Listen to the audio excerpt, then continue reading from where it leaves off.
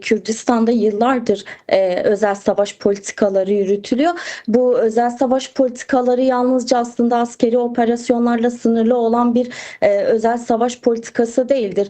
Özel savaş politikası toplumu çok yönlü kuşatan, toplumun hafızasını hedef alan ve aslında Kürdistan'da yürütülen büyük direnişi içeriden çökertmeyi amaçlayan sistematik bir devlet aklına dayanıyor bu özel savaş politikaları.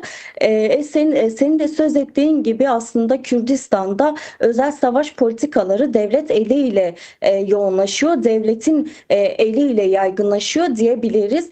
Kürdistan'da bu savaşın en kirli, en görünmez ve en yakıcı cephesi ise uyuşturucu ve fuhuş politikaları oluyor aslında. Kürt halkı uyuşturucuya karşı Kürdistan'da uyuşturucuyu aslında Kürdistan'da bir madde olarak adlandırmıyor. Uyuşturucuyu Kürdistan'da bir silah olarak adlandırıyor diyebiliriz. Yaptığımız görüşmeler, aldığımız röportajlar ve alanda karşılaştığımız halkla sohbet ettiğimiz zaman bunu söylüyorlar aslında. Uyuşturucunun bir madde olmadığını, Kürdistan'da çocuklara karşı bir silah olarak kullandığını belirtiyor halk burada.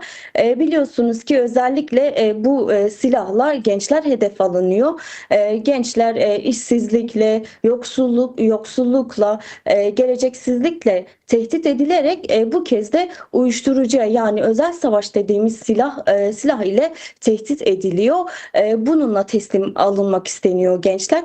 Gençlerin üzerinde yürütülen bu politikalar aslında apaçık ortadadır. Bildiğiniz üzere 2015-2016 yılında ilan edilen öz yönetim direnişlerin ardından bu özel savaş politikaları had safhaya çıktı ve bununla birlikte özel savaş politikaları devlet eliyle birlikte yaygınlaştı, yoğunlaştı diyebiliriz. Kürdistan'ın birçok kentinde bunu görmek mümkündür. Bildiğiniz üzere az önce senin de bahsettiğin gibi bu sadece bazı kentlerle sınırlı kalmıyor.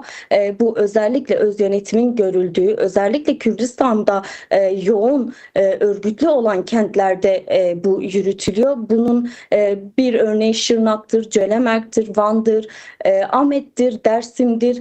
Bunların bilinçli olarak hedef alındığını, bilinçli olarak buradaki gençlerin hedef alındığını, uyuşturucu fuhuş bataklığına sürüldüğünü görüyoruz aslında. Bunlar göz önünde. Kürdistan'da halk özel savaş politikalarına geçit vermeyeceğini aslında her seferinde alanlara çıkarak belirtiyor. Kürdistan halkı bu yürütülen kirli politikaların kimler tarafından yürütüldüğünü, kimler eliyle yaygınlaştığını biliyor. Bunun farkında da aslında halk buna karşı da büyük bir mücadele veriyor. Aslında dün Lice'de yapılan yürüyüş bunun en büyük mesajıydı zaten. Kimler tarafından yürütüldüğünü, nasıl yürütüldüğünü, buna karşı nasıl bir mücadele vereceğini de dün Lice'de halk mesajını verdi. Kürdistan'ın birçok kentinde yürütülen bu özel savaş politikaları aslında az önce de belirttiğim gibi bilinçli olarak örgütlü kentler hedef alınıyor. Bunlar da gençlerin yoğun olduğu kentler oluyor. Özel savaşın yürütüldüğü kentlerden biri de Ahmet'in Lice ilçesi oluyor. Aslında Lice'yi hepimiz büyük direnişiyle, verdiği mücadeleyle tanıyoruz. Az önce verdiğim örnek yine tekrar ediyorum. Bilinçli olarak örgütlü kentler hedef alınıyor. Lice'de bunlardan biri. Lice'de 25 Kasım'da gazeteci arkadaşımız Heval Önkol'un açığa çıkarmış olduğu bir fuhuş çetesi haberi vardı. Bununla beraber Lice halkı başta olmak üzere Tevger Ajin'in Azad, Şiar ve platformu hep birlikte Lice'de büyük bir yürüyüş için hazırlık yaptılar. Aslında bu yürüyüşün örgütlenmesi haftalarca sürdü diyebiliriz. Kapı kapı, mahalle mahalle, sokak sokak gezen kadınlar ve Şiar ve platformu özel savaş politikalarına karşı nasıl bir mücadele yürüteceklerinin çalışmasını yaptılar. Halka özel savaş politikaları anlatılırken diğer taraftan da nasıl bir mücadele yürütülmesi gerektiğinin vurgusunu da yaptılar aslında halka. Hep birlikte dün yapılan yürüyüşe güçlü bir şekilde katıldılar.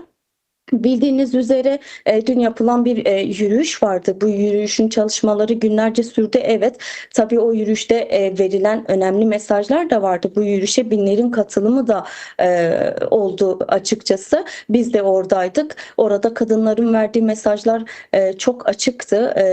Çok güçlü mesajlar da verildi. Uyuşturucu, fuhuşa, aslında bir bütünen özel savaş politikalarına karşı güçlü mesajlar da verildi diyebiliriz.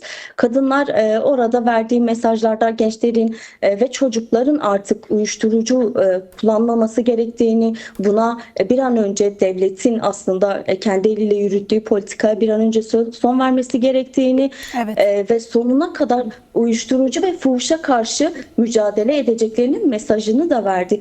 Tabii evet. orada DBP eş genel başkanı Çiğdem Kılıç Günüçar'ın dikkat çektiği bir mesaj vardı.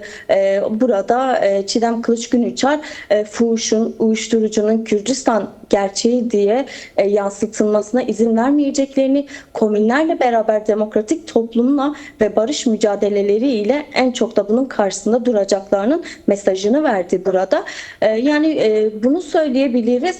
Halkın yoğun katıldığı yürüyüşte bir kez daha açığa çıktı ki Kürdistan'da devlet eliyle özel savaş politikalarına geçit vermeyeceklerini, Çiğdem Kılıç Günüçar'ın da verdiği mesajla birlikte komünlerin kurulmasıyla beraber bunlara birebir karşı geleceklerini ve bunlara karşı mücadele edeceklerinin mesajı verildi aslında dün Nice'de. Evet.